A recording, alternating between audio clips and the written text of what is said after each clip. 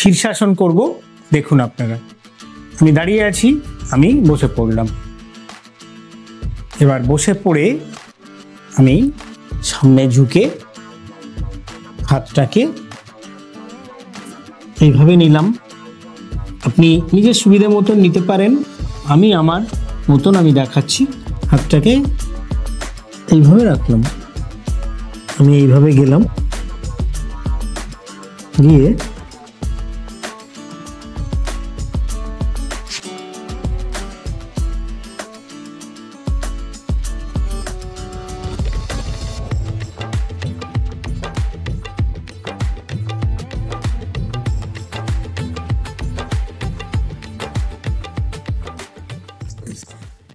আপনারা শীর্ষাসনটা দেখলেন। তার মানে আজকে আমার বিষয় শীর্ষাসন।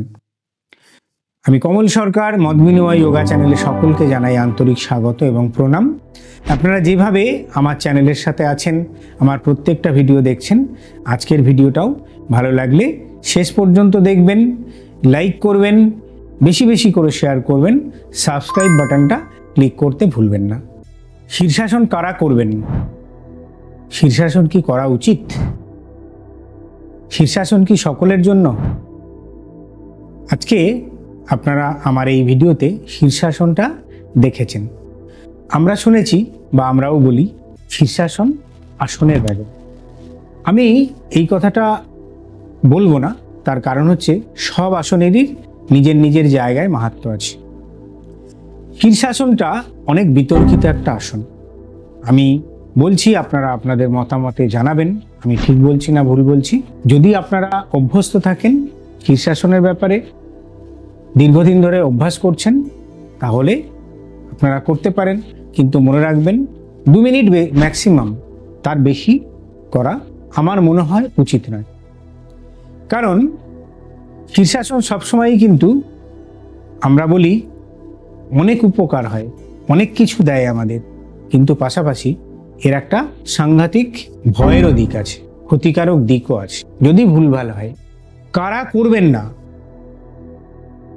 যাদের লাইফস্টাইল ঠিক নেই, আপনাদের খাওয়ার ঠিক নেই, আপনাদের ঘুমানোর টাইম ঠিক নেই, আপনারা বিভিন্ন রকম মানসিক স্ট্রেসে ভুগছেন, টেনশনে আছেন, অনিয়ন্ত্রিত জীবনযাপন করেন, তারা কখনোই শীর্ষাসন করবেন না। আপনার ওয়েট ধরুন ভীষণ, আপনি ওবেজ, আপনি শীর্ষাসন করবেন না। কারণ এই কাঁধ, ঘাড় আর এই মাথা, শরীরের সমস্ত ভার এই 3টে জায়গায় আসছে।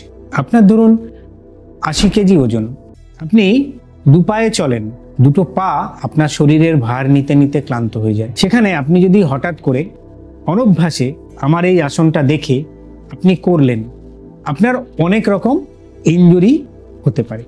আপনার ঘাড়ে চোট লাগতে পারে, আপনার কাঁধে চোট লাগতে পারে।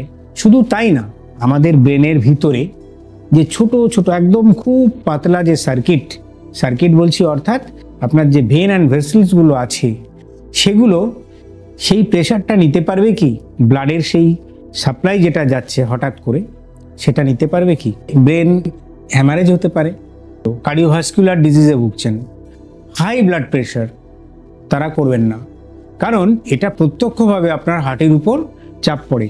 কীরকম চাপ পড়ে? আমরা বলি যে শীর্ষাসন করলে আপনার ব্লাড সহজেই আমাদের মস্তিষ্কের ভিতরে সাপ্লাই হয়, আমাদের এনার্জি লেভেল বাড়ে, চোখের দৃষ্টি বাড়ে, মেমোরি বৃদ্ধি পায়, কনসেন্ট্রেশন লেভেল বাড়ে, নার্ভাস সিস্টেম ডেভেলপ করে। এগুলো সব কটাই সত্যি। গরমকাল, খুব গরম পড়েছে, আপনি শীর্ষাসন না করাই ভালো। আর যদি করেন, খুব সামান্য সময়ের জন্য। যারা প্রথমবার করছেন, খুব বেশি হলে 30 সেকেন্ডস পর্যন্ত থাকুন। ধীরে ধীরে অভ্যাস করে যখন আপনার ক্ষমতা হবে, আপনি বুঝবেন যে আমি নিশ্চিত রূপে করতে পারি, তখন করবেন। আপনি সর্দি কাশিতে ভুগছেন, আপনি এই আসনটা তখন করবেন না। শরীর দুর্বল থাকলে করবেন না। আমাদের শীর্ষাসন করার উদ্দেশ্যটা কি? আমাদের ব্লাডের সাপ্লাইটা পর্যাপ্ত পরিমাণে মস্তিষ্কে পাঠান। আমি যদি বলি আপনি শীর্ষাসন না করে আপনি সর্বাঙ্গাসন করুন, তাতেও আপনি অলমোস্ট সেম বেনিফিট পাবেন। আবার আপনি সর্বাঙ্গাসনও করলেন না, আপনি ওয়াল সাপোর্ট বিপরীত কর্ণী মুদ্রা করলেন। আমার চ্যানেলে অনেক ভিডিও আছে, আমি দেখিয়েছি। আপনি দুটো পা দেওয়ালে তুলে নিয়ে আরামে আপনি বেশ কিছুক্ষণ আপনি বিশ্রাম করতে পারেন, সহজেই রক্তটা মস্তিষ্কে পাঠাতে পারছেন। আপনি শবাসন করছেন দীর্ঘক্ষণ, বডিটা একদম স্ট্রেট রয়েছে, আপনি ঘুমাচ্ছেন। তার মানে কি, দেখবেন আমরা কেউ অসুস্থ হলে পট করে আমরা শুইয়ে দিই। কেন শুইয়ে দিই? যাতে ব্লাডের সার্কুলেশনটা ইকুয়ালি মস্তিষ্কে যেতে পারে। সুতরাং এটা এমন নয় যে শীর্ষাসন না করলেই চলবে না। শীর্ষাসন সবসময়ই রিস্কি। আমি দেখিয়েছি এই কারণেই যে শীর্ষাসন আমরা আসনের রাজা বলি, যারা পারবেন তারা করবেন, কিন্তু এটা যতটা সম্ভব অ্যাভয়েড করাই ভালো। যারা অভ্যস্ত তারা করুন, কিন্তু যারা নতুন তারা কিন্তু সাহস করে হঠাৎ করে জোশ দেখিয়ে উৎসাহ দেখিয়ে করতে যাবেন না। তাহলে দর্শক, আজকের ভিডিওটা আপনাদের কেমন লাগলো? আপনাদের মূল্যবান মতামত কমেন্টস বক্সে লিখে জানাবেন। সকলে ভালো থাকবেন, সুস্থ থাকবেন, মত বিনিময় যোগা চ্যানেলের সঙ্গে থাকবেন। নমস্কার।